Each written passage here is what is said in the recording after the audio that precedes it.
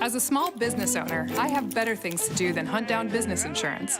So I went to Insurion.com and filled out the online application. I received a quote in just 10 minutes. The questionnaire helped me identify risks as well as compare different coverages and cost options. Insurion works with 9 A-rated insurance carriers to get the best quotes possible. And when I had a question, I was able to call a certified agent to help me. Insurion helped me find the right coverage for my business at the best price. Insurion, the #1 small business insurance provider.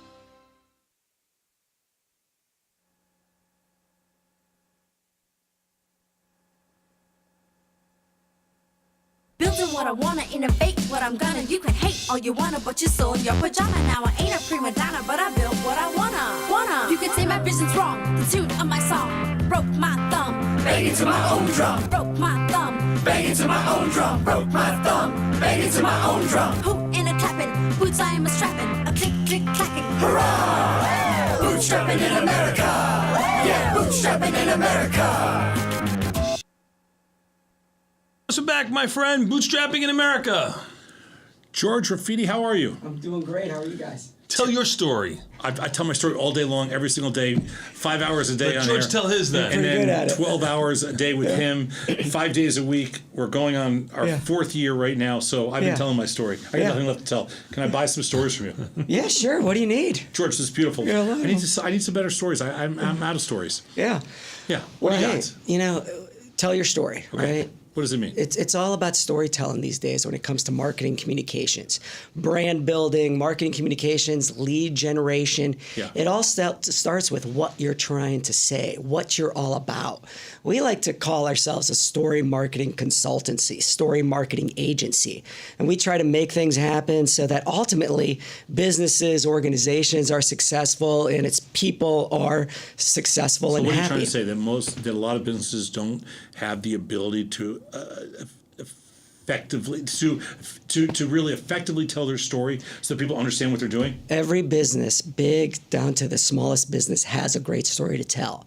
But they just don't know how to develop that story and how to tell that story through all the great channels that are out there. Okay, I agree both with you. traditional and also social and ever evolving. I agree with you on every level. Right. I agree with you that I will tell you that Let me tell you something. Yeah. He hasn't agreed with anybody at every level in about 4 years. Oh, that's Going great. on almost All right, I feel good. I feel there good. are people, though, I will disagree. See, I told you. I will disagree in that it's not everyone. There are some people that can articulate their story incredibly well in a short period of time, so you completely get it. There are some very good communicators, you know, on a CEO level or whatever else. But for the most part, you're right. It is extremely difficult. We've had, you know, we're nearing 1,000 bootstrappers, and a lot of them cannot tell us on air what they do. Yeah, and it drives me out of my mind. Right, right.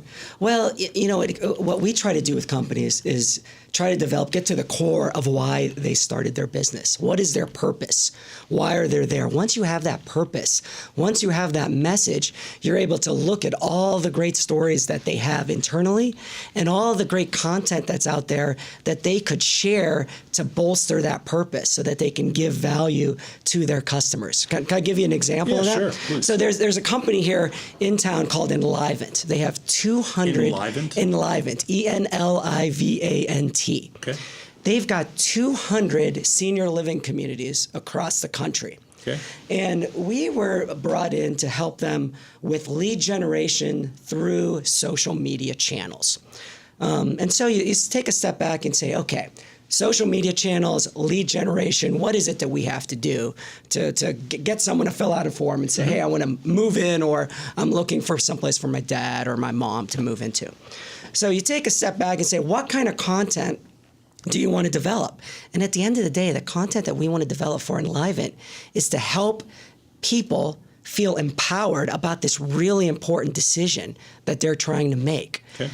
So it's not all about Enlivant, oh, come look at this facility over here or that facility, or we offer this or that.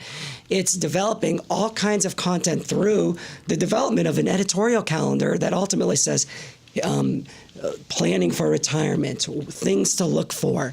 I get all this. You know, the funny And then thing ultimately you share those stories. the funny thing about this is, as you talked about it, like all I can think about is So the reason that people can't tell the story is because it's rare that the person who created the vision is the person that's communicating the story.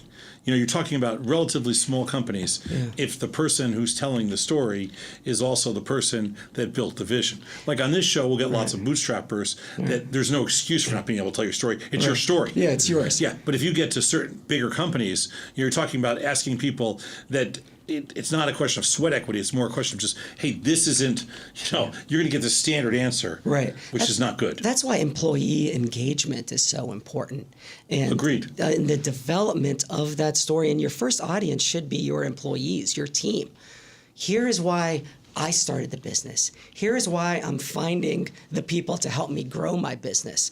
Are you part of this story? Do you understand this purpose? Yeah. And then ultimately you could share that story effectively. Yeah, I'm trying to decide if that's the right answer though, because, and I'm not playing devil's advocate, I'm just saying, I've thought about this for, I think about all the things you're talking about, I think about nonstop. And I kind of think that I almost don't care what the employees, I don't care, I think we make too much of an emphasis in the world of business.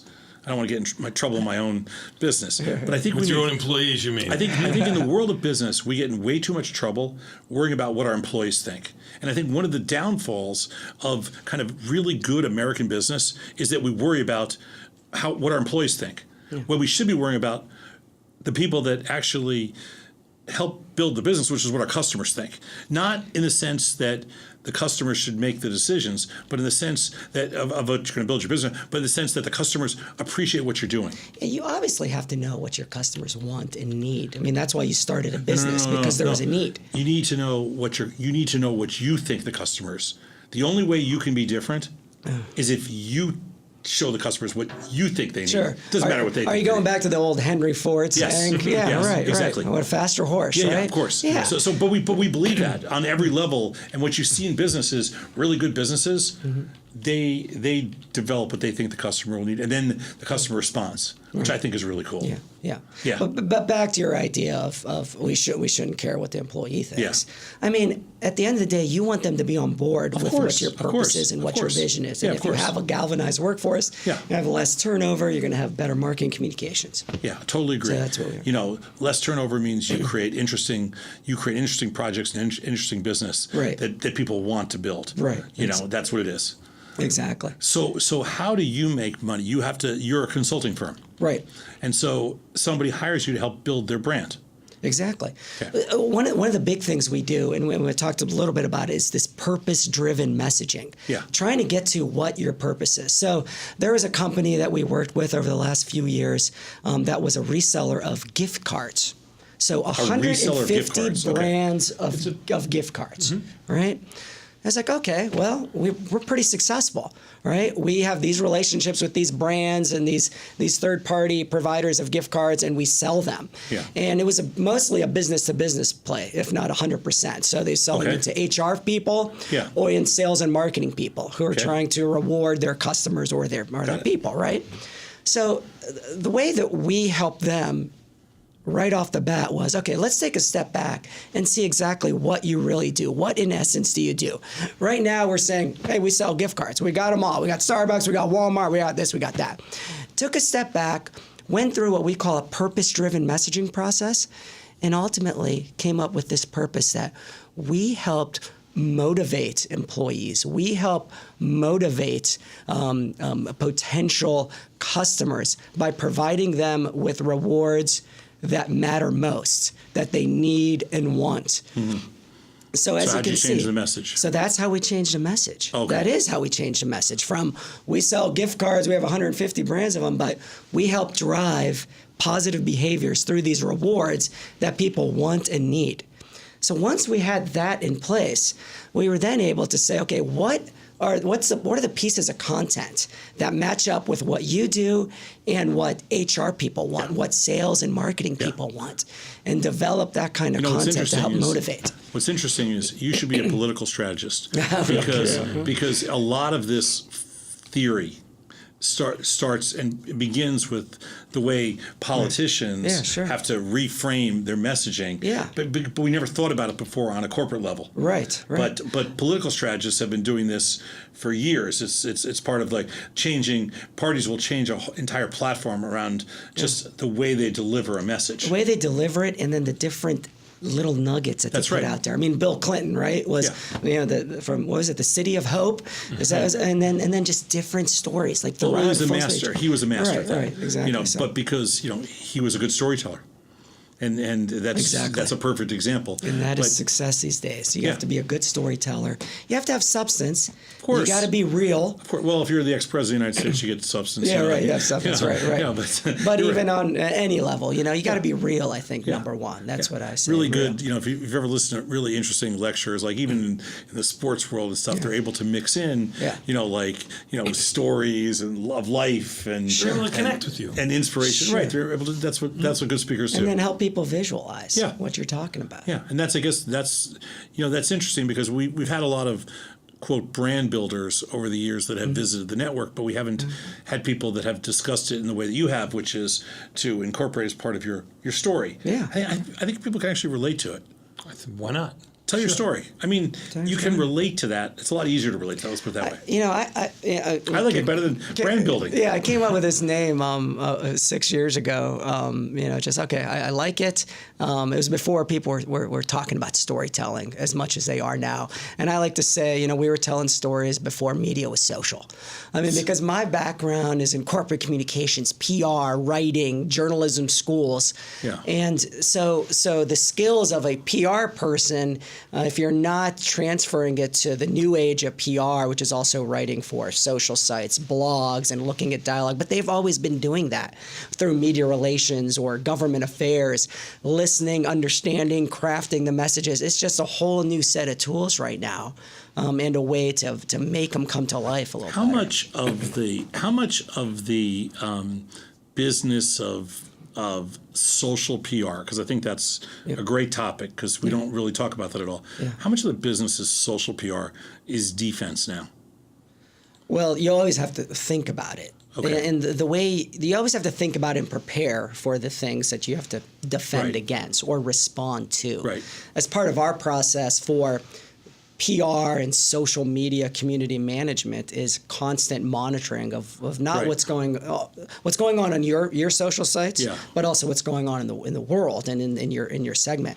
But you've got to be prepared, and you have to have a policy for how are we going to respond to certain things. Yeah. And you've got to respond quickly. I mean, within 24 hours max. Like, if let's say someone panned you on your Facebook page, right? Right. You can't just let it sit there.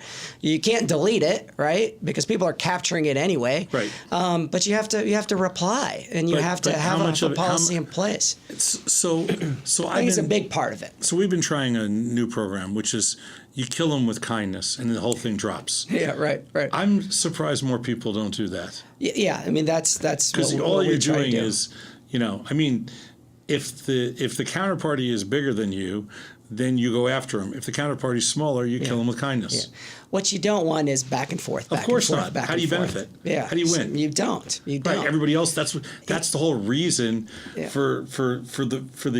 that's the whole reason to antagonize somebody in the first place is to get the little Twitter war Sure, going. of Right. course. And Yeah. then what you want to do ultimately, if it's something that needs to be addressed one-on-one, you try to take it offline. Thank you for your comment. Kill them with kindness. We really appreciate all the feedback.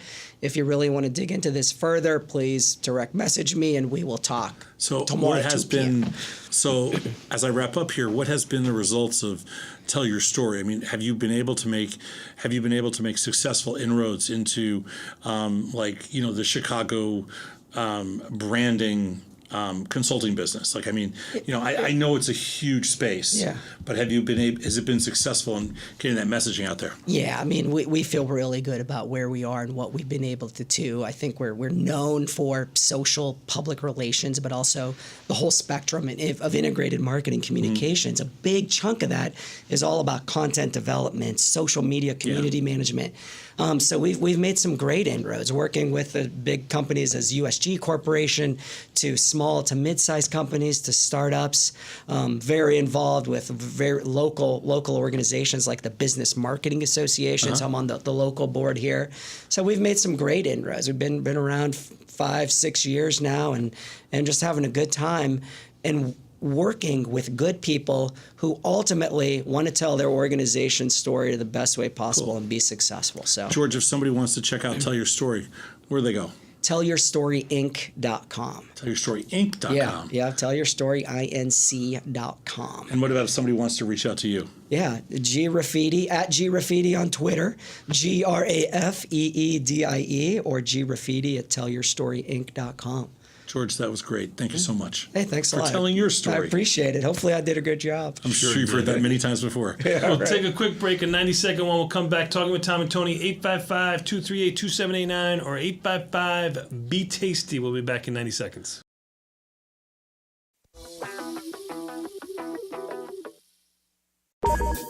Hey everybody, hope you like this video. If you want to see more great stuff from Tastytrade, check out our channel, watch our videos, and check out our website.